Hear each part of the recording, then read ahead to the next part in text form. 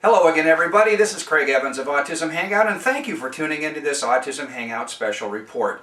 Today we're going to be talking about a couple of new things, a couple of very exciting new things, and we're going to be talking with one of my favorite authors in the autism arena, Rudy Simone, and you probably already know her from one of her bestsellers, which was 22 Things a Woman Must Know If She Loves a Man with Asperger Syndrome.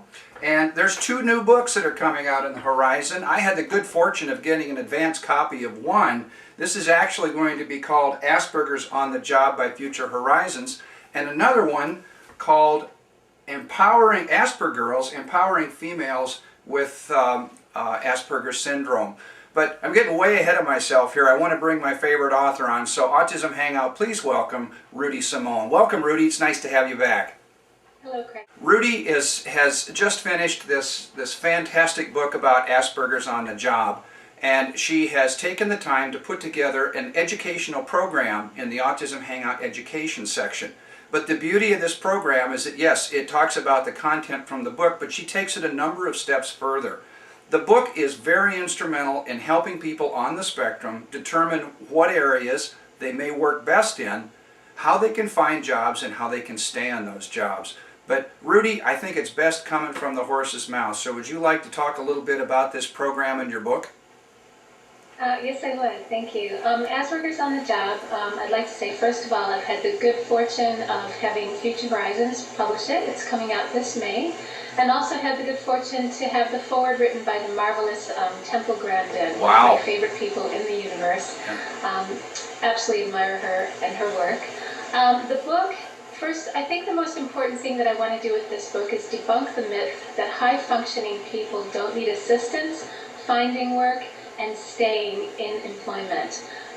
Because we're high-functioning doesn't mean that we don't have the same triggers and the same social issues, the same cognitive issues to a lesser degree, but they still very much affect our ability to find and keep employment. It's not a lost cause, obviously. It's about arming yourself with information, working with your strengths, working on your deficits, but working with your strengths, finding something that you're passionate about, and then learning, of course, all the other myriad aspects of employment, social issues, sleep issues, sensory issues, things like that. Two things in particular I want to bring out. Number one is you talk about the high percentage of people with Asperger's syndrome that are actually looking for work that are unable to find it. That's kind of the dark side. And then the very, very bright side is we can talk about all the traits of an Asperger's person that are very positive that help them succeed in work. But let's talk about how many people are in the job market now first. What were those numbers? It's very difficult, obviously, to come up with an accurate figure, but it's thought that between 80 and 90% of people on the spectrum are not in full-time employment. So they're either unemployed or underemployed or working in, beneath their level of skill and ability. What I found when I was researching my first book about relationships is that a lot of the people I was talking to were out of work, and I was speaking with people in their 40s, 50s, and even 60s who were living back at home with mom and dad because they couldn't afford, even though they were high functioning, they couldn't afford because of their difficulty keeping employment to move out and be on their own. So it planted a seed in me, and I felt that something needed to be done. So hence the book. And now on this program, which I'm offering at Autism Hangout, because I'm in a funny place in my career. I have 2 books coming out. I went out already, but I'm not getting out on the conference circuit just yet. I think I will be soon. But I wanted to bring this information to people now, yesterday. So that's why I thought I'd make this companion program to go with the book and make it available on your wonderful site. Thank you. Well, let's talk about some of the very positive aspects of somebody on the spectrum in the workplace. And by the way, if you're an employer out there listening to this, there's good news for you too. Rudy, I know that there's a lot of good about people and there's a lot of traits. Can we talk about a few of those now? Yeah, absolutely. I have a hard time with memory, so I haven't committed them to rote memory, but I think they include things like focus, diligence, honesty, that ability to say the emperor isn't wearing any clothes, which is sometimes crucial. Because we spend so much time alone, we really develop our own thoughts, our own unique way of thinking. We don't run with the pack, so we don't say things that are politically expedient. We say what we believe to be true. So these are just some of the many positive attributes of Asperger's syndrome. And of course, there's each one of these things can be a double-edged sword. For example, honesty. We all know the legendary Asperger bluntness. These are things that I talk about in my book about how to work, how to be honest, but yet make that more appealing. So sort of a little bit of a cultural exchange between how we perceive ourselves and how the non-autistic population sometimes perceive us. Our motivations are often misunderstood.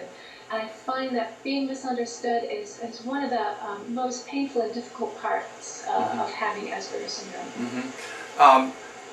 One of the things that your book talks about, and you talk about in your program as well, is the focus. And you've already mentioned that as a strength. Well, if somebody is fortunate enough to be able to determine what those focuses are as it applies to capitalism or in the workplace, their odds of success just go right up the scale.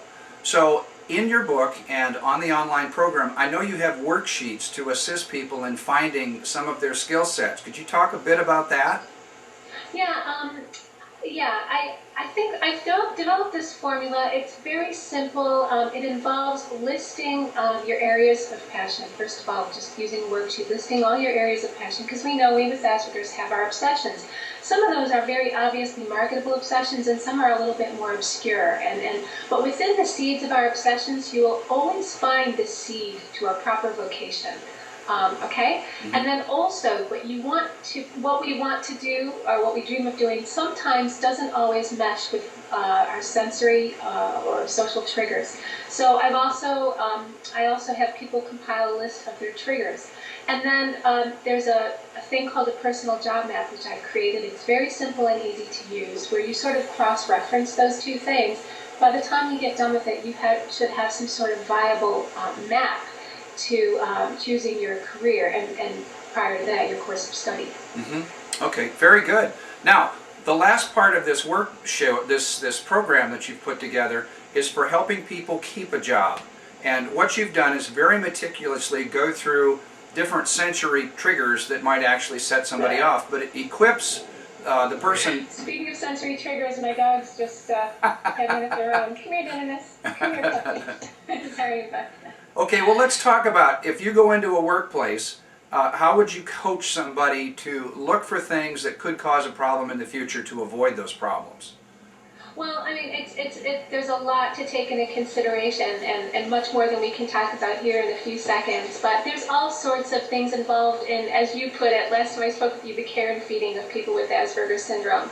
So we talk about things like clothing and uniform and lightings, and social issues and privacy on the job and scrutiny, autonomy, and how to work with yourself. You want to take care of as much yourself as you can, but then also working with your employer. Sometimes it involves disclosure, sometimes it doesn't have to, sometimes it can involve partial disclosure.